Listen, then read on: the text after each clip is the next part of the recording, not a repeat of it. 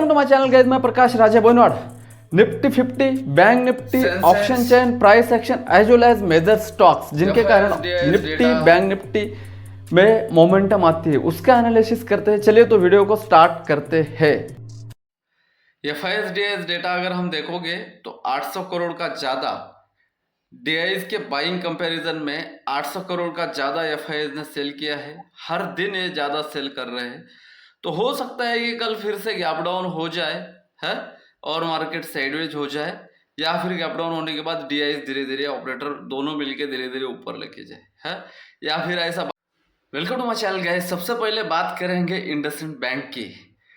1500 करोड़ रुपए से लेके 2200 करोड़ रुपए तक का पोर्टफोलियो मैनेजर का गलत इन्वेस्टमेंट हो गया फॉरेक्स एक्सचेंज में।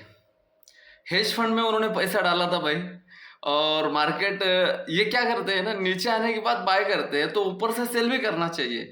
इन्होंने एक्स्ट्रा ऑर्डिनरी दिमाग क्या लगाया, इंडियन जुगाड़ वाला दिमाग, कि ये सेल करते गए नहीं, बाय करते गए, मार्केट उठा ही नहीं, तो पैसे बढ़ेंगे कैसे। और सेबी का रूल क्या है पता है, हर क्वार्टर में आपको दिखाना पड़ेगा कि इन्वेस्टमेंट आपने कहाँ किया है।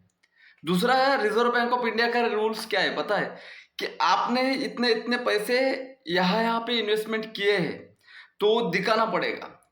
अभी वो बात 15 रुपए की हो, या 1500 करोड़ की हो, या 15,000 करोड़ की हो, 15 लाख करोड़ की हो, घपला तो घपला होता है। ये ऑडिट में क्यों नहीं पता चला? क्या ऑडिटर को मैनेज किया गया था? इंडसइंड बैंक में जो ऑडिटर आ रहे थे, हैं? ये इतने सारे सवाल है ना, ये सब सवाल कमेटी बिठाने के बाद ही क्या होगा, इस सवाल के आंसर मिलेंगे। हैं? अभी कब बाय कर सकते हो आप इंडसइंड बैंक को?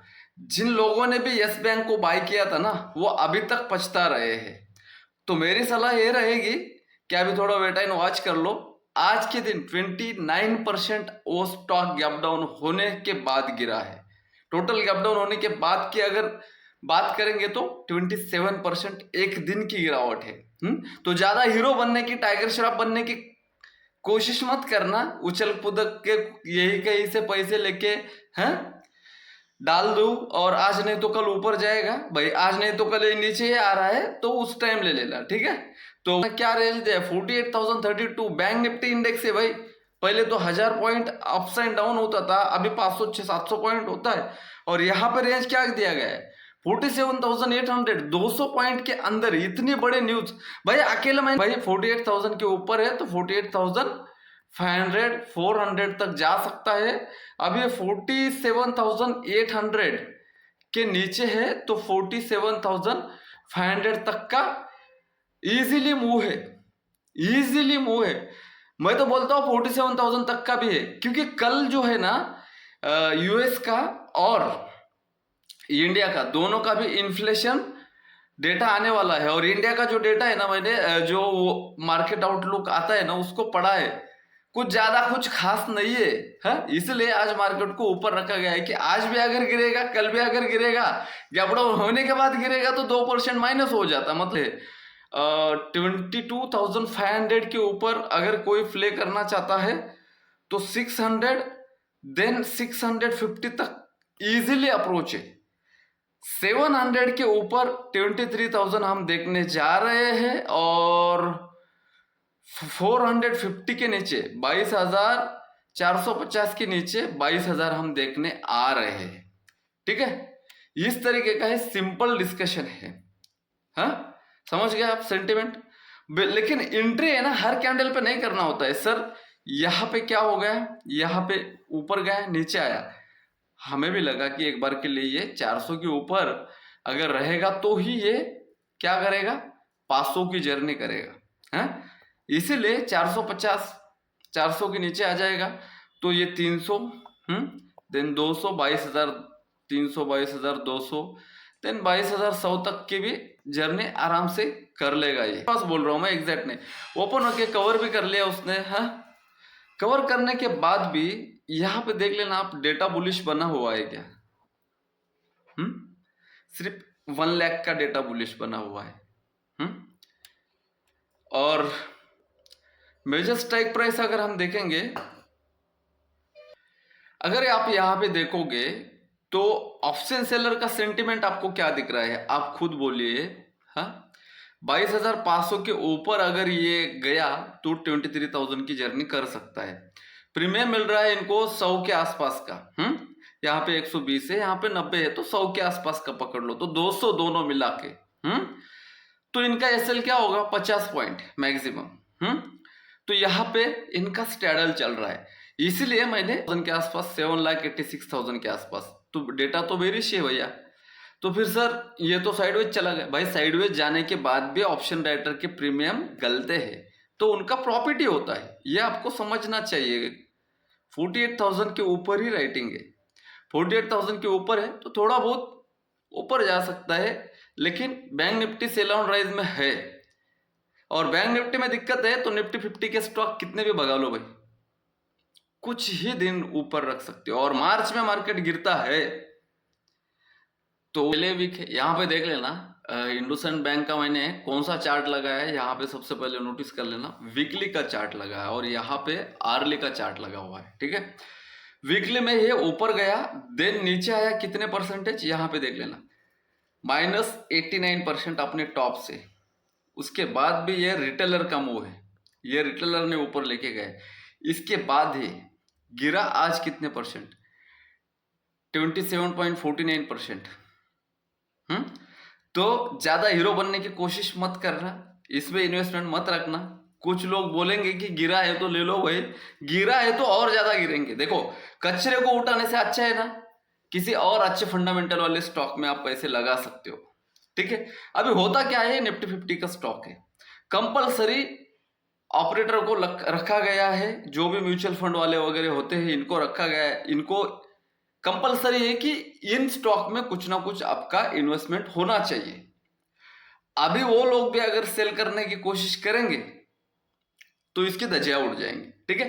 तो समझने वाले को इशारा काफी होता है। आते हैं मेजर स्टॉक्स में कि ऊपर क्यों चला गया। यहाँ पे अगर आप देखोगे सेंसेक्स और बैंकेक्स मिड कैप निफ्टी वगैरह देखेंगे 1250 के ऊपर है, 1240 के नीचे है। रिलायंस टीसीएस यहाँ पे 3,590 का एक रेजिस्टेंस है, मतलब 400 ही पकड़ लो, 400 के ऊपर निकलता है तो ही ऊपर, वरना है 3,570 के नीचे 3,550, देन अपना जर्नी 3,540 तक कर सकता है। आज ये सभी स्टॉक सिर्फ हम स्ट्रांग है, विश्व गुरु है ना, हम स्ट्रांग है ये दिखाने की कोशिश चल रही है निफ्टी 50 और सेंसेक्स में, बाकी कुछ नहीं है। बाकी दुनिया में ट्रम्प कुछ ना कुछ बोल ही देते हैं तो उसके वजह से मार्केट में वोलेटिलिटी नहीं, बल्कि इन्वेस्टर का ऐसा हो गया ना कि बस अभी क्रिप्टो करेंसी में पैसे डाल दो भाई, वही सेफ लग रहा है। कमोडिटी तो भाई 3 साल के निचले स्तर पे क्रूड ऑयल चला गया, और क्या चाहिए है। 1670 1700 का है 30 रुपए, या फिर 1650 के नीचे 1635 और 1600 तक आ सकता है। यहाँ पे देख लेना first top, second top, third top, मैंने कल बोला था ऊपर गया, वहीं से नीचे कितना नीचे, लगभग 2200 के आसपास, 210 से रिटर्न हो गए। अब ये 10-20 पॉइंट के लिए कोई सेल नहीं करता, इसलिए 220 के ऊपर 230 और 250 ये 30 पॉइंट है। तो इस तरीके से होता है, समझना पड़ता है इस स्टॉक को। और ये बैंक निफ्टी को देख लेना, एचडीएफसी पूरा आईसीआईसीआई बैंक और कोटक बैंक को ऊपर उठाया गया, एसबीआई को नहीं उठाया गया, मैंने देखा है। इसलिए 1680 के नीचे 1670 और 1650 ये डाउन साइड में आ सकता है, या फिर ये 1700 के ऊपर ही हो सकता है। अब ये इस तरीके से जितना फास्ट मोमेंटम कर देगा ना एचडीएफसी, उतना ही वो बैंक निफ्टी में वोलेटिलिटी पैदा कर देगा। आज यहाँ पे ओपन होके ये तो अभी क्या होता है, 1250 एक रेजिस्टेंस है, 1240 के नीचे फिर से अपने जोन में आ जाएगा ये 1220 और 1200 तक। 1030 के ऊपर 1050, ठीक है, एक्सिस, और 1020 के नीचे 1000, 2000 के ऊपर ही 1950 के ऊपर 2000, और नीचे में 1930 के नीचे 1900। अभी होता क्या है ना गाइस, यहाँ पे एक बात आपको समझना पड़ेगा, क्या कि सब लोग अगर बेरिश होके बैठे हैं ना तो इतनी आसानी से पैसे देगा ही नहीं। इंडेक्स डबल टॉप पे है, ये है वो है, सब जानकारी ठीक है भाई। यहाँ पे देख लेना पूरे दिन यहीं पे अभी ये क्या है सर, ये क्या मसला है? आप क्या बोल रहे थे कि कुछ स्ट्रैटेजी समझाएंगे? हाँ, यहाँ पे ध्यान देना, 5 मिनट का चार्ट है, 5 मिनट, 10 मिनट, 15 मिनट, 15 मिनट का कैंडल का ये हाई है 22,386, इसलिए मैंने आपको टेलीग्राम पे 400 दिया। 400 के ऊपर गया तो कहाँ तक गया? 500 गया भाई। ऑप्शन के प्रीमियम भी थोड़े बहुत बड़े हैं क्योंकि इसकी एक्सपायरी नहीं थी। बड़े किस में नहीं है? सेंसेक्स में, सिर्फ आईटीएम में बड़े हैं, ठीक है। चलो वो सेंसेक्स के इसमें डिस्कशन कर लेते हैं। यहाँ पे देख लेना 10,800 से ये 11,000 दोबारा से एक पुल बैक लेके रैली किया है। अभी रैली किया है तो 11,100 तक पॉसिबिलिटी है, या फिर 10,890 के नीचे 10,800 देन 750 तक आ सकता है। रिट्रेस्ट भी आप इसको मान सकते हो। देन आते हैं फिर निफ्टी में। मैंने फिर निफ्टी में क्या बोला था? मिडल में है तो कोई बाय का लेवल नहीं दूंगा, सेल का लेवल नहीं दूंगा। यहाँ पे देख लेना, first touch, second touch, third touch. अभी ये हाई पे है, छोटा सा स्टॉप लॉस 23,300 का स्टॉप लॉस लगा के हम शॉर्ट कर सकते हैं। 23,200 का टारगेट, देन 150, 100, देन 23,000 तक का, ठीक है। ये इसी तरीके से चल रहा है, बहुत दिनों से चल रहा है और अच्छा खासा रेंज में खेल रहे हैं सेलर लोग। आपको भी खेलना आना चाहिए। और आते हैं सेंसेक्स में, 74,300 के ऊपर सिर्फ 200 और 200 पॉइंट मतलब 74,500, देन 74,700 तक का टारगेट अवेलेबल है। 73,900 के बिलो 73,500, देन 600 का टारगेट अवेलेबल है।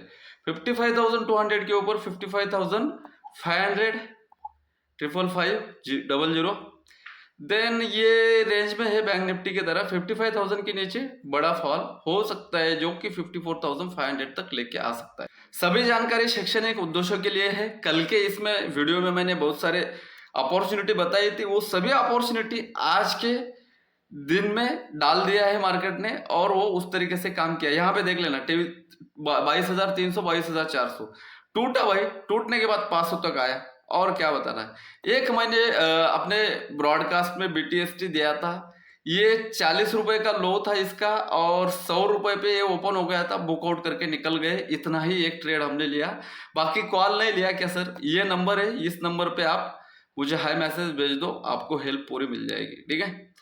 और डेटा वीक है, यहाँ पे देख लेना, मैंने यहीं पे आने के बाद सबको बुकआउट करने के लिए बोला था, कुछ प्रीमियम बचा ही नहीं। मैंने खुद अपने पोजीशन वहीं पे खत्म कर दिए थे। नॉर्मली एटीएम पूरे डैश हो गए तो मैं बुक करके निकल गया हूँ। नहीं, पूरा मार्केट बंद हो गया, वो वहीं पे बंद हो गया, कॉल पुट, ठीक है। वीडियो अच्छा लगा तो लाइक कर देना, चैनल पे नए हो तो सब्सक्राइब कर देना। और बस इसमें पैसे डबल हो गए 74,000 के पुट पे, ठीक है। 74,000 के पुट पे 7 रुपए से 14 रुपए, बस इतना है। 74,000 का कॉल ऊपर जा रहा था मार्केट तो भी नीचे आ रहा था वो मैंने यहीं पे डिस्कशन डाल दिया है भाई। प्रीमियम नहीं बढ़ रहा है, 55 से 45 आ गया, 15 कम हो गए। कीजिएगा, अगर कुछ सवाल है तो कमेंट्स कीजिएगा और चैनल पे नए हो तो सब्सक्राइब कीजिए। मिलते हैं नेक्स्ट कंटेंट के साथ। रिस्क कम रखिए, रिवार्ड ज़्यादा रखिए। Bye bye.